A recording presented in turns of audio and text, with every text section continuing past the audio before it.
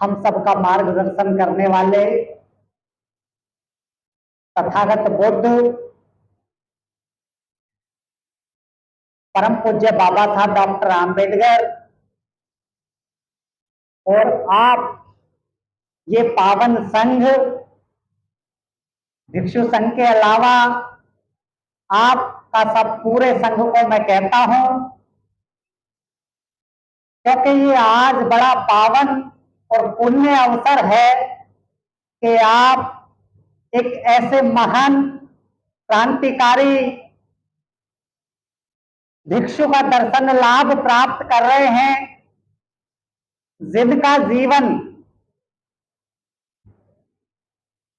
और जब उनकी पत्रिका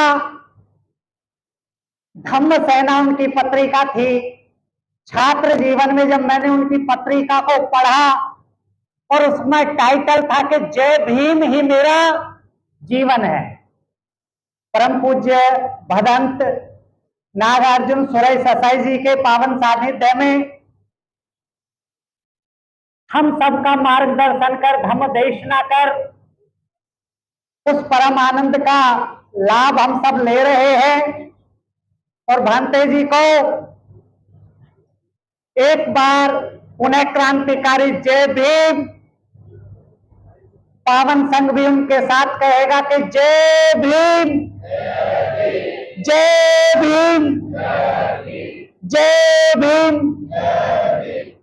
इस देश में परम पूज्य भदंत नागार्जुन सुसई जी का नाम एक ऐसे आंदोलनकारी भिक्षु के रूप में लिया जाता है और उनका कार्य, अब मुझे नहीं पता कितना संघ जानता है, चाहे वो सिरपुर की बात हो, सरकारों को सूचित कर सिरपुर को किस प्रकार से खुदाई करा कर वहां हमारी धरोहरों को उजागर किया और हमें भी देखने का महाअवसर प्राप्त हुआ। और परम पूज्य भंते जी का जो आदेश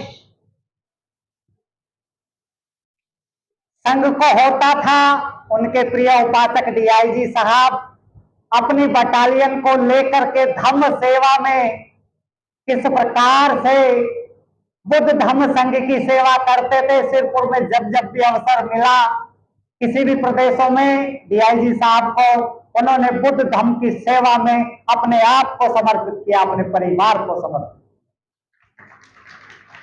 तो ऐसे महान व्यक्ति हमारे बीच मौजूद हैं और हम सब ऐसे लोगों से प्रेरणा लेते हैं कि परम पूज्य बाबा साहब डॉक्टर आम्बेडकर को पढ़कर मेरे जैसा व्यक्ति भिक्षु बन गया, भिक्षु संघ में सम्मिलित हो गया और ये पुण्य अवसर हम सबको मिला है। ये इस संघ को अवसर मिला है कि हम भी अपने जीवन का एक ना एक दिन सप्ताह में या माह में बुद्ध धम्म सेवा के लिए समर्पित करें। और मैं तो अपने आप को बहुत लंबे अवधि काल के बाद बड़ा अच्छा मानता हूं कि परम पूज्य भदंत नागार्जुन सुरई ससाई जी को सुनने का अवसर मिला और बौद्ध गया का आंदोलन, उनके बारे में जितनी चर्चा की जाए कम है। इतना बड़ा आंदोलन, इतना विशाल आंदोलन और सरकार की नजर से सरकार को बताना कि महाबोधि महाविहार बौद्धों का है, वो बौद्धों को सौंपा जाए। तो पावन संघ आज यहाँ उपस्थित है और जिन्होंने इस संघ को और परम पूज्य भदंत नागार्जुन सुरई ससाई जी को आमंत्रित किया है, आप सब भी पुण्य और धन्य और बहुत बहुत साधुवाद के पात्र हैं। मैं पुनः आयोजन समिति को और उनकी जो कमेटी है उनके जीवन की मंगल कामना और उनके प्रति धन्यवाद साधुवाद ज्ञापित करता हूं। और पावन संघ बैठा है, मुझे भी संघ को सुनना है। आप सभी का मंगल हो। जय हो। मेरा जीवन भी बुद्ध धम्म संग में लगे, ऐसी मेरी कामना। सुखो बुद्धानुपादो सुख धम्मदेशनान् सुख संघर्ष समाधि समाधानं तपोसुकोति।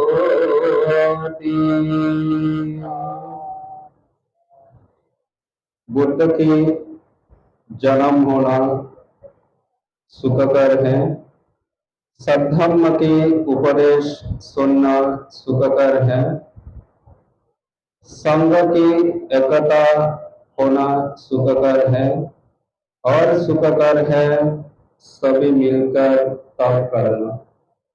सर्वप्रथम महाकारुणिक तथागत सम्यक संबुद्ध को वंदन करते हुए मंच पर विराजमान नागपुर इंदुरा से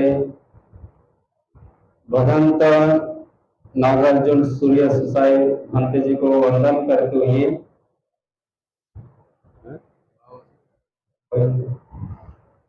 एवं न्यू कुंडली बुद्ध विहार से पूजनीय भंते जी को वंदन करते हुए बोधिसत्व बाबा साहब अम्बेडकर जी को कृतज्ञता अर्पण करते हुए यहाँ पर उपस्थित सभी शीलवान गुणवान बुद्ध उपासक उपासिका को मेरा सभ्य जय भीम। जब कोई वक्ता या यहाँ पे जब भंते जी प्रवचन दे रहे थे तो आप लोग तालियां बजाते हैं। तो ये जो धार्मिक अनुष्ठान है, धार्मिक अनुष्ठान में तालियां नहीं बजाना चाहिए। बौद्ध परंपरा में जो उपासक उपासिका होते हैं, तब जब एक भिक्षु या एक उपासक भी अगर प्रवचन देते हैं, प्रवचन होने के बाद फिर आपको साधु साधु साधु 3 बार बोलकर वो अनुमोदन करना चाहिए, इसलिए ताली नहीं बजाना चाहिए। आगे से ध्यान रखिए जब धार्मिक अनुष्ठान होते हैं। तो आज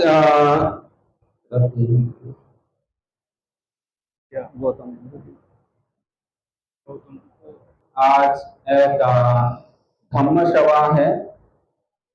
यहाँ पर पूजनीय भंते जी ने अच्छे बातें, उनका क्रांतिकारी जो जीवन है, उन्होंने अपना जो लग्जरी जो जीवन है, जापान में आप सभी जानते हैं कितना लग्जरियस जीवन वहाँ पे है।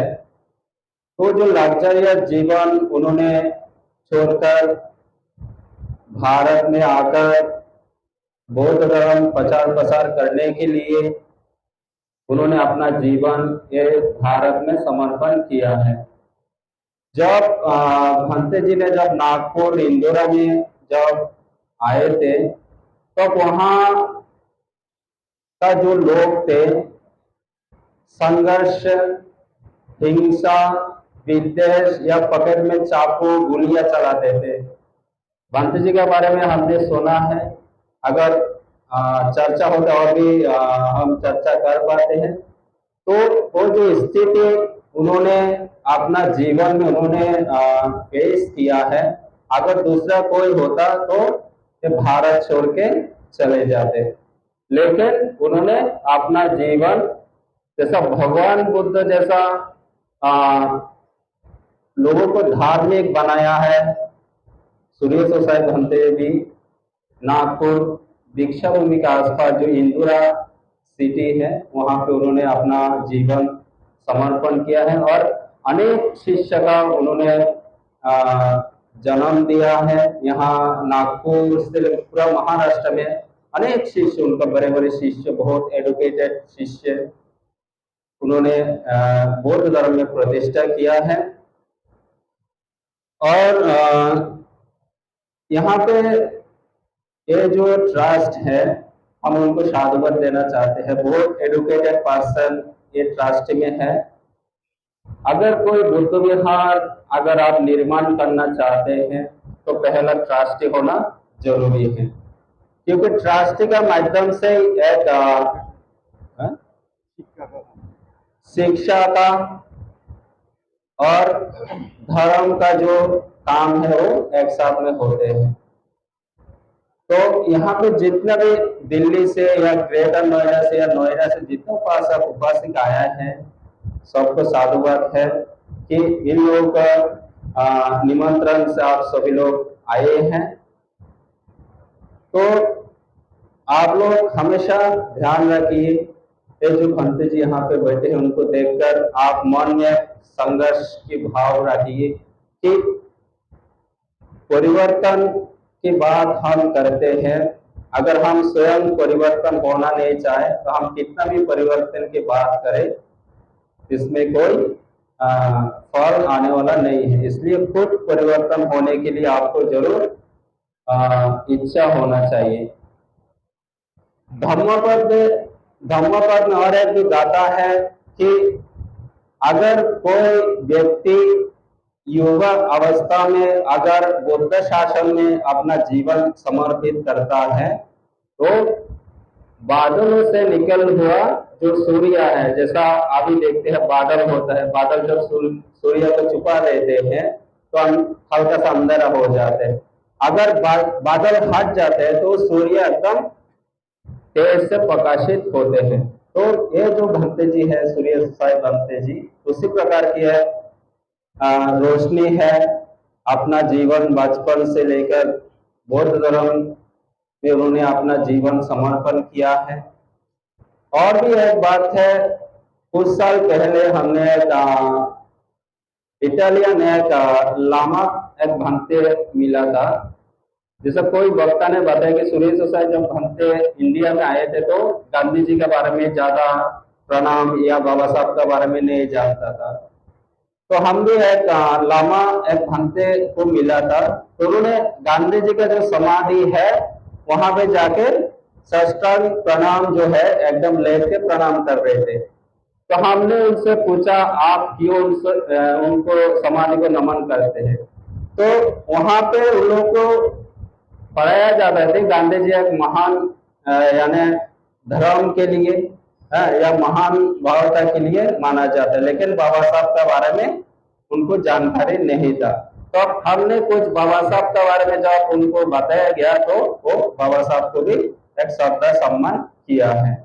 उसी प्रकार के कोई व्यक्ति भारत में आते हैं तो उनको अगर हम कोई मार्गदर्शन सही मार्गदर्शन मिलते हैं तो सूर्य साई भंते जी जैसा अनेक विद्वान भंते लोगों का हम देख पाएंगे।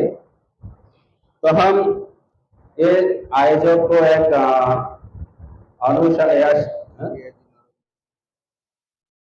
उपासक डियाजी नरेंद्र सिंह जो मुख्य हैं ये ट्रस्ट की, हम उनका आशीर्वाद करते हैं।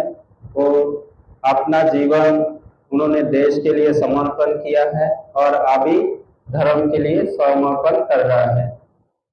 तो जैसा मैंने पहला जो गाथा बताया कि संघ को एकता होना सुखकर है, तो उसी प्रकार की आप अगर उपासक उपासिका उनको साथ देंगे तो हम आशा करते हैं कि 2, 3 या 4 साल में यहाँ पे बहुत बड़ा सेंटर बन जाए, है ना। आप लोगों के सहयोग से हम आशा करते हैं ये जो इतने बड़े जमीन लेना, जमीन खरीदना बहुत बड़ी बात है, इसलिए उनको जरूर सहयोग कीजिए। आगे जाके और भी जो बौद्ध धर्म आधारित जो प्रोग्राम होते हैं, बुद्ध पूर्णिमा, बाबा साहब की जयंती, धम्मचक्र प्रवर्तन दिवस, फिर जो स्कॉलरशिप का जो प्रोग्राम होते हैं वो भी आप समय समय पर अगर इसी तरीके से अगर आप कार्यक्रम करते रहेंगे तो हमको लगता है कि जो बौद्ध धर्म का जो प्रसार है वो आगे बढ़ेंगे। तो हम सभी को आशीर्वाद करते हैं, आप सभी लोग इतना दूर दूर से आकर एक कार्यक्रम को सफल करने के लिए महान भिक्षु संघ हम आशीर्वाद करते हैं आपको। आप लोग आधा घंटा 1 घंटा तक जो भी बातें आप लोगों ने सुना है उसमें से आप कुछ धारण करके अपना मन में उतार कर आगे जीवन को बढ़ाइए और धर्म पर चर्चा कीजिए, क्योंकि बौद्ध धर्म इतना शानदार है। जैसा संचालक महोदय ने बताया कि यहाँ पे बौद्ध धर्म के बारे में चर्चा होना चाहिए। भगवान बुद्ध ने कभी अन्य धर्म को गाली गलौज नहीं किया है, सभी को धार्मिक बनाया है। तो बौद्ध धर्म इतना शानदार है, बौद्ध धर्म के बारे में आप चर्चा कीजिए और बाबा साहब के बारे में जरूर पढ़िए, क्योंकि बाबा साहब की वजह से आप लोगों को बौद्ध धर्म मिला है। अगर आप बाबा साहब को नहीं जानेंगे तो आप बौद्ध धर्म के बारे में क्या जानेंगे। तो इसलिए सभी को हम आग्रह करते हैं, किताब पढ़िए, किताब पढ़ने के बाद आपका मन में आचरण में लाइए, तो हमको लगता है आप जरूर एक धार्मिक या अच्छा या सुशिक्षित एक इंसान आप जरूर बनेंगे। तो हम आशीर्वाद करते हैं सबको, जय मंगल हो, सब लोग सुखी रहे। और उस तिरुकुरल को लिखने वाले जो संत है उनको कहते हैं तिरुवल्लुवर। तिरुवल्लुवर के बारे में आपने सुना है?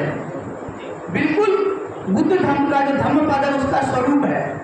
उसी धम्मपद को दबाने के लिए, छुपाने के लिए एक पुस्तक आई जिसका नाम है, क्या नाम है उसका? गीता।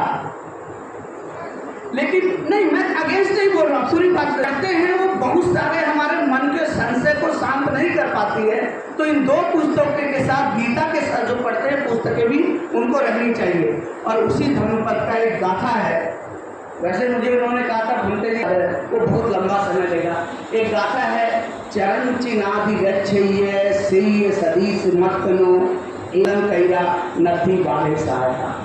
अपने जीवन में विचरते हुए, चलते हुए, यदि आपको बुद्ध अच्छा है आप अकेला चलिए। ये जीवन में कि हमें किस व्यक्ति की संगति करनी है, किसकी संगति नहीं करनी है, ये बहुत जरूरी है। बुद्धि नहीं है किसकी संगति करनी है, किसकी संगति नहीं करनी, क्योंकि अक्सर कर आपको परेशानियों में यही लोग डालते हैं। इस गाथा से आगे एक गाथा आती है, ये गाथा नंबर 60 है, 61 है, 62 नंबर गाथा है। बालो अग की पुता मत्थी धनम मत्थी इति बालो विजयोति। अत्ता ही अतनो नथी कुतो पुत्ता कुतो धनम, कि ये पुत्र मेरा है और ये धन मेरा है। हम यही सोचते हैं ना। कौन सोचते हैं ऐसा? सभी लोग सोचते हैं। ये अपना, हम सब अपने नहीं। अक्सर कर आप सोचते हो ना कि भाई मैं हूँ, मैं जब यंग था मेरे को कोई दर्द नहीं था, आप जब बैठे यहाँ पे कोई पेन नहीं था, थोड़ी देर बाद दर्द होना शुरू हो गया ना। होता है दर्द? नहीं होता है। अगर ये शरीर अपना होता, दर्द देता क्या? अरे भाई दर्द देता क्या? जो अपनी चीज होती है वो दर्द देगी, बताइए किसी को? नहीं है शरीर। ये क्यों है? ये दर्द क्यों उत्पन्न हो रहा है? क्योंकि परिवर्तन हो रहा है। क्या हो रहा है? परिवर्तन हो रहा है। और अगर परिवर्तन हो रहा है तो अपना नहीं है, और अगर परिवर्तन हो रहा है अपना नहीं है तो क्या है? अनात्म है, हमारा नहीं है। इसी चीज को इस संसार में बुद्ध उत्पन्न होते हैं, वो 3 चीजें सिखाते हैं, दुख, अनित्य, अनात्म। अगर दुख पैदा हुआ, पहले नहीं था, इसका मतलब परिवर्तन हुआ, नित्य नहीं। और अगर नित्य नहीं है तो अपना भी नहीं है। इस संसार में हम लोगों को इन 3 बातों को सीखना है। दुख है अनसेटिस्फैक्टरीनेस। दुख मतलब खाली दर्द नहीं है, दुख का इंग्लिश में शब्द है अनसेटिस्फैक्टरीनेस, असंतुष्टि। किसी चीज में संतुष्टि नहीं है। साधु बनने के बाद इस जीवन में भी कुछ समय पर संतुष्टि नहीं है, विरह जीवन में भी संतुष्टि नहीं है। तो पूरे संसार में असंतुष्टि है, अनित्यता है, अनात्म है। और इसी चीज को सीख करके आपको ज्ञान की ओर जाना है। किस ज्ञान की ओर जाना है? जिस ज्ञान की ओर बुद्ध ले जाते हैं। और बोध गया के अंदर उन्होंने ज्ञान प्राप्त किया है। सब बातें फासुका गया को जो बौद्धों की एक विरासत थी, जिसे ज्ञान और मोक्ष की भूमि कहते हैं, उसके लिए जो युद्ध है, उसके लिए एक आंदोलन है, वो हमारे भंते सुरेश साई ने उस समय से आज लोग चला रहे हैं। उस बुद्ध गया से पुनः वह बुद्ध की जो धारा है, ज्ञान की धारा है, वह प्रवाहित हो। उसी धारा को आगे ले जाने के लिए हमारे नरेंद्र साहब जहाँ रहते, ऐसा नहीं, मैं इनके फादर को भी जानता हूँ कि जहाँ से ये हैं मैं भी उन्हीं से पला बड़ा हूँ, घरौली से रहा हूँ, आर के पुरम से मैं पढ़ा लिखा हूँ। सेक्टर 3 का जो मॉर्निंग शिफ्ट का स्कूल था, सेक्टर 1 में रहा, उनके गांव के जो जाट थे, टोकस वोकस मेरे साथ था, बिकॉज आई बॉर्न है, मैं भी वहीं से हूँ। तो हम लोग एक सामूहिक रूप से चाहे जहाँ भी रहें, अपने आप को ना छुपाते, अपने आप को एग्जाम्पल स्थापित करते हुए कि हम बाबा साहब के रहे हैं। आपके पास 2 ऑप्शन है। एक ऑप्शन ये है कि आप अपने सील और चरित्र के द्वारा, किसके द्वारा? सील चरित्र के द्वारा, विनय के द्वारा समाज में एक एग्जाम्पल बन सकते हो। दूसरा आदमी कहेगा ये साहब अम्बेडकर है, एक प्रबुद्ध समाज का निर्माण कर सकते हो। दूसरा क्या है? आप ना सील को मानते हुए, ना चरित्र को मानते हुए, और दुष्सील दुष्चरित्र अकारुणिक व्यक्ति होकर के समाज में विचलित कर सकते हो। तो लोग क्या कहेंगे? तो हमें प्रबुद्ध समाज का निर्माण करना है। आप लोगों को एक ऐसे भिक्षु के दर्शन हुए, उनके बगल में हमारे अन्वेष जी बैठे हैं, ये भी श्रीलंका में रहे हैं, और मैं इनकी दाज देता हूँ। 500 लोगों का हॉल था, दिल्ली में भरना आसान बात नहीं है। आज इस दिल्ली के अंदर बौद्ध लोगों को एकत्रित करके भगवान बुद्ध की बात करना आसान बात नहीं है। बेशक से यहाँ बहुत बड़ी पॉपुलेशन है, बहुत कम लोग हैं जो ऐसे काम को कभी लोगों ने भंते जी के दर्शन किए।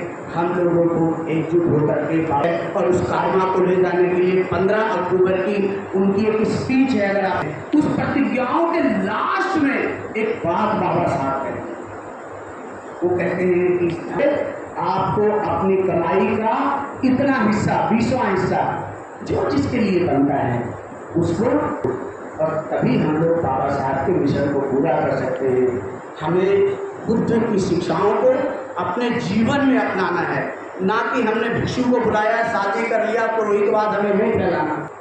जब तक चीवर पहनना है पहनो, ईमानदारी और सच्चाई से चीवर पहन के रहो, काम करो। चीवर पहन करके चंदा इकट्ठा करके अपने परिवार का या किसी और का लालन पालन करना बहुत बड़ा काम है। बल्कि ज़्यादा समय नहीं है, मैं समय नहीं लूँगा। सभी के लिए कुशल और मंगल की कामना करूँगा, और मैं चाहूँगा कि जैसे हमारे नरेंद्र ने काम किया है, बहुत सारे और भी लोगों ने किया है, ऐसे लोग छुपो मत। We can not hide ourself, we can not, may we try our best, I work for any, क्योंकि दुखी आप अच्छे काम करो, आपका नाम होगा, आपके नाम से लोग बाबा साहब को जानेंगे, बाबा साहब को आप जानेंगे, बुद्ध को जानेंगे। हमें एक प्रबुद्ध समाज का निर्माण करना है, हमें एक प्रबुद्ध भारत का निर्माण करना है, हमें एक ऐसे भारत का निर्माण करना है भेदभाव नहीं हो, सभी लोगों के पास शिक्षा हो, क्योंकि बाबा साहब एक सच्चे राष्ट्रवादी थे। बहुत बहुत साधुवाद आपको, डॉक्टर सुमेश जी। आपने